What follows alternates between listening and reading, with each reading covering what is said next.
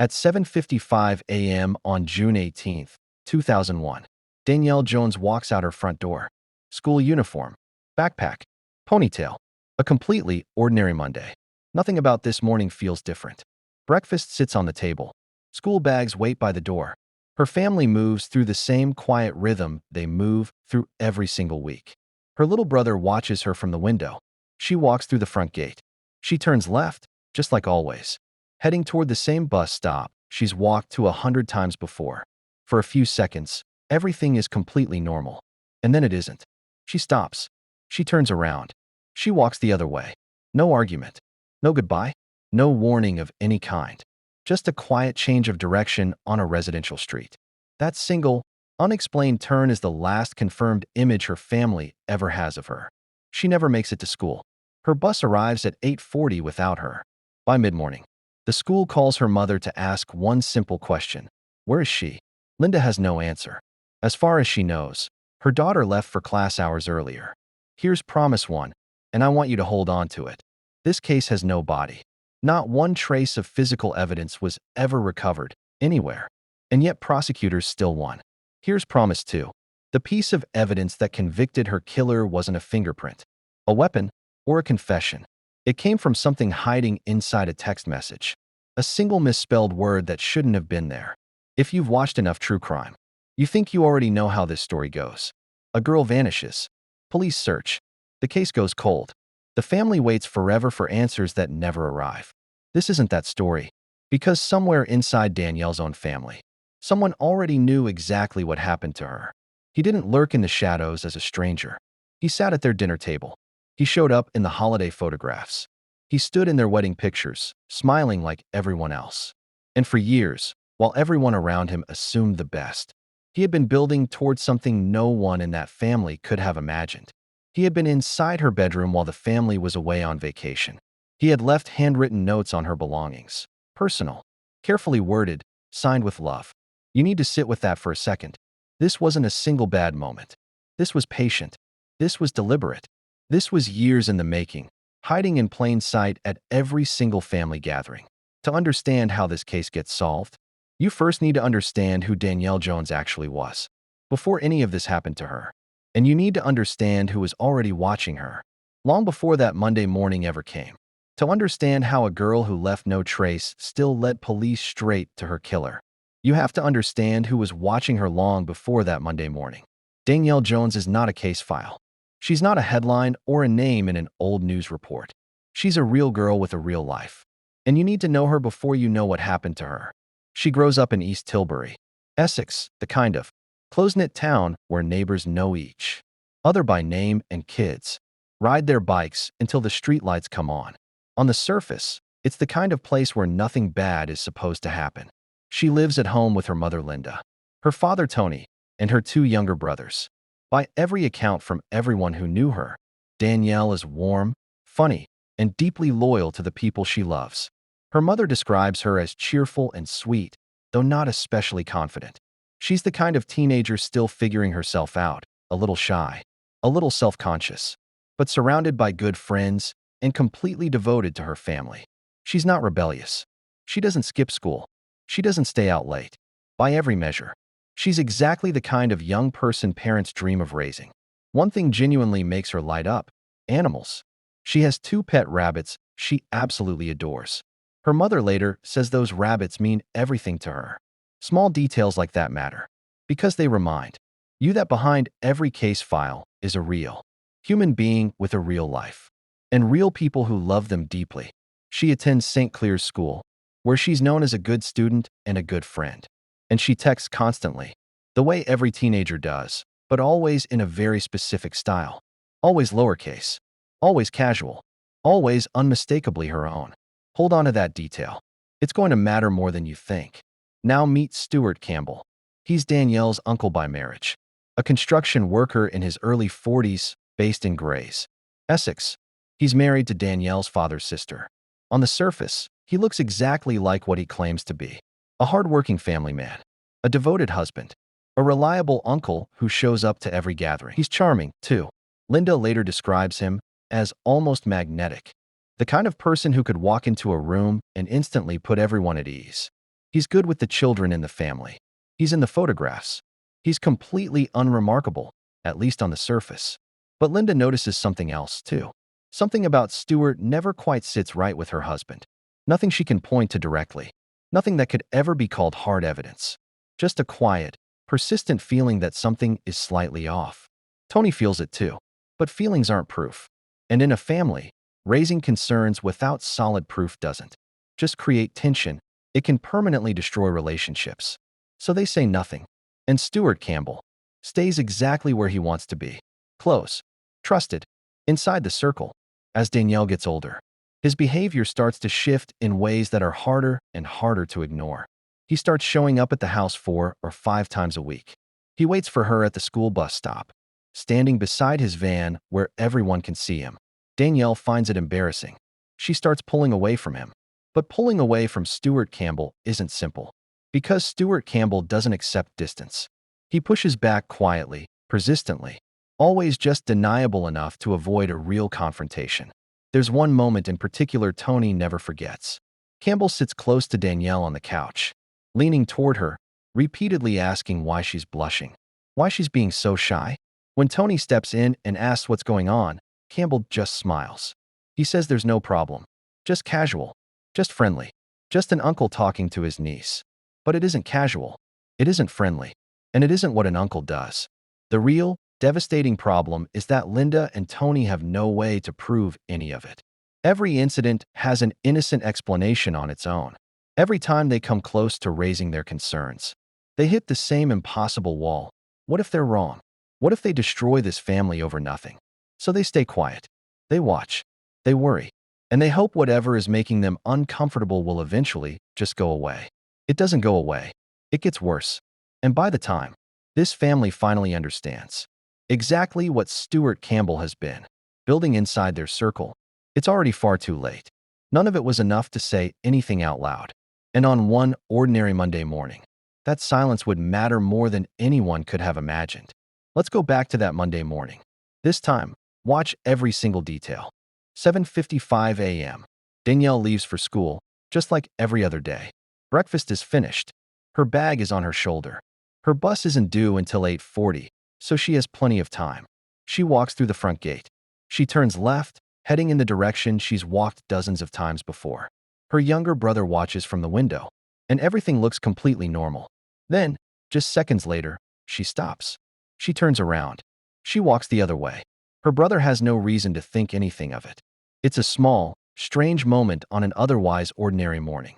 He has no idea he's watching his sister walk out of their lives. She never arrives at school. By mid-morning, the phone rings at the Jones house. The school wants to know if Danielle is unwell, if she'll be absent today. Linda has no idea what they're talking about. As far as she knows, her daughter left for class hours ago. That phone call hits her like a wall. Because she knows her daughter. Danielle doesn't skip school. Danielle is afraid of the dark and never stays out late. Danielle always calls. The hours pass. The phone stays silent. Friends and family start calling Danielle's number. Again and again. Nothing. No answer. No response. No sign of her anywhere. For everyone who knows her, that silence is the most unsettling thing of all. Because this simply isn't who Danielle is. By afternoon, neighbors and relatives fan out across the area, searching street by street. Linda stays home, leaving the front door unlocked in case Danielle walks back through it. Tony drives to his sister's house, looking for Stuart Campbell. Nobody answers the door. Through the window, he notices recording equipment set up in the living room. He can't explain why, but it unsettles him. What unsettles him even more is something far simpler and far more telling. While the entire neighborhood is out searching for Danielle, while friends and family cover every street in East Tilbury, one person is completely absent. Stuart Campbell. Here are 5 things that don't add up about that day. Campbell doesn't come outside to help search for his niece. Campbell doesn't pick up the phone to offer support. Campbell doesn't check in with Tony or Linda at any point.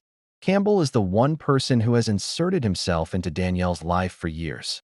Campbell is now the one person who is nowhere to be found. Exactly when it matters most. For a family already carrying years of quiet unease about this man, that absence communicates something no words ever could. By nightfall, there's still no sign of Danielle. Linda barely sleeps. She keeps listening for footsteps on the path, telling herself Danielle will walk through the door any moment with some explanation that makes all of this make sense. The night passes. The morning comes. Danielle is still gone. Essex police launch a formal missing persons investigation, arriving with search dogs to trace her route from the front gate. Over the following days, the operation expands rapidly. Officers go door to door across East Tilbury.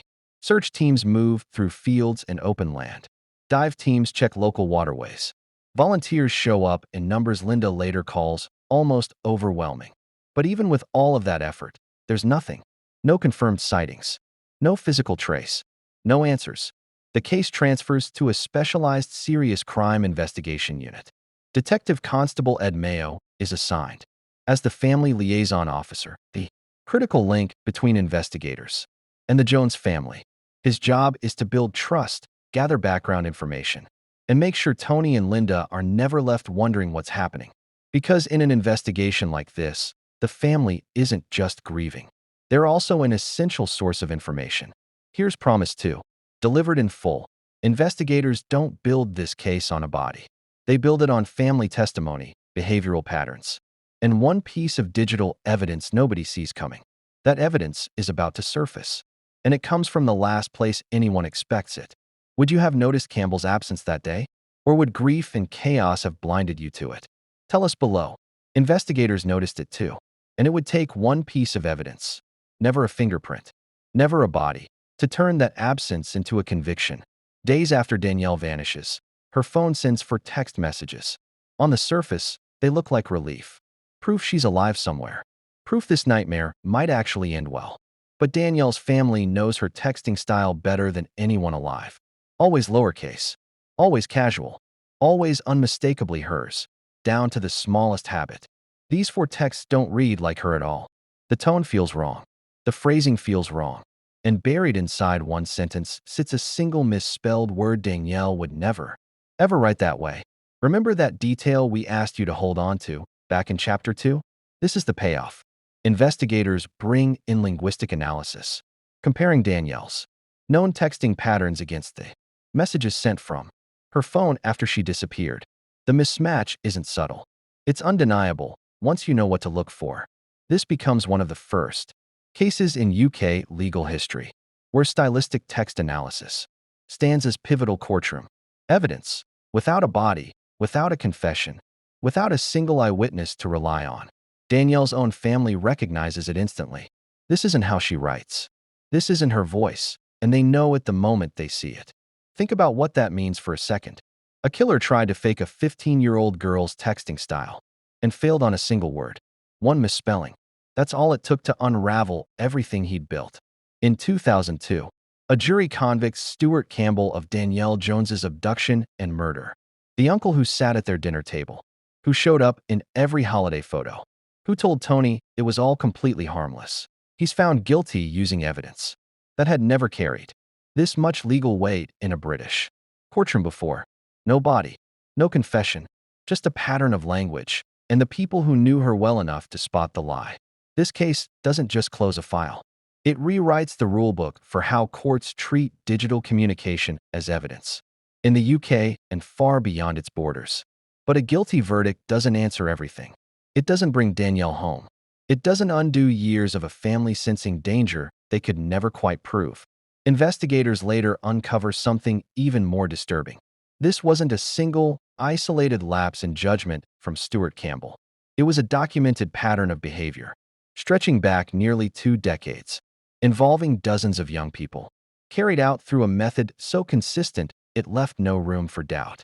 Danielle wasn't the first target of that pattern. She was simply the most recent and the most personal. Could you tell the difference between how someone you love actually texts and someone faking it? Tell us in the comments below. The conviction closes the legal case. What it leaves behind, for one family in East Tilbury, is something else entirely. The conviction closed the legal case. It did not close what this did to a family who let him in for years. Danielle Jones's body has never been recovered. Sit with what that actually means. Her family can't hold a funeral built around certainty. They can't point to a single place and say, this is where she finally rests. Instead, They carry a conviction in one hand and an absence that never fully closes in the other.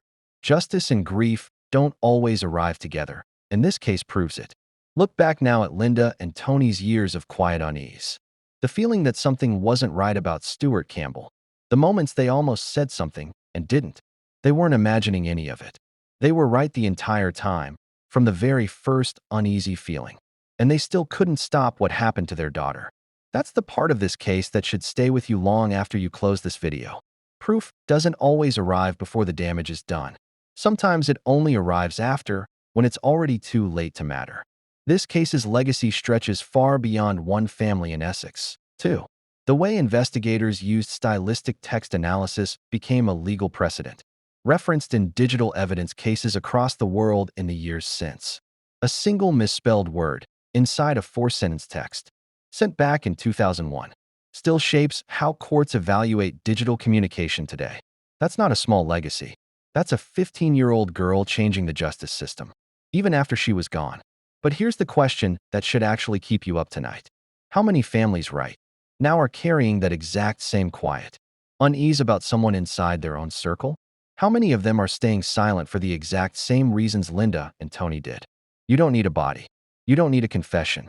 You don't need a smoking gun to trust a pattern you keep seeing play out in front of you. You just need to stop waiting for permission to say something out loud. That's not always easy. Speaking up can damage relationships that took years to build. But silence has a cost too, and this case shows you exactly what that cost can be. Danielle Jones was more than a case number, more than a headline from 2001. She was a girl who loved her rabbits and cared for them like they were family. She was a girl who texted in lowercase, because that's simply who she was, down to the smallest detail. She was a girl who deserved to make it home on that ordinary Monday morning. She didn't. But the way investigators refused to let her case die, without a body, changed how justice gets built in cases exactly like hers, for families who might never have gotten answers otherwise. Her family still lives with what happened. They still carry the years of unease that turned out to be justified all along. And they still don't have a place to visit her. What they do have is a conviction that came from paying attention to the smallest details. A lowercase habit, a single misspelled word, one man's conspicuous absence on the worst day of their lives. Have you ever had that feeling about someone? The one you couldn't prove, but couldn't shake either? Tell us below. We read every comment. If this case affected you the way it affected our entire team, subscribe right now. We cover the investigations that don't get the coverage they deserve, and we're not stopping here.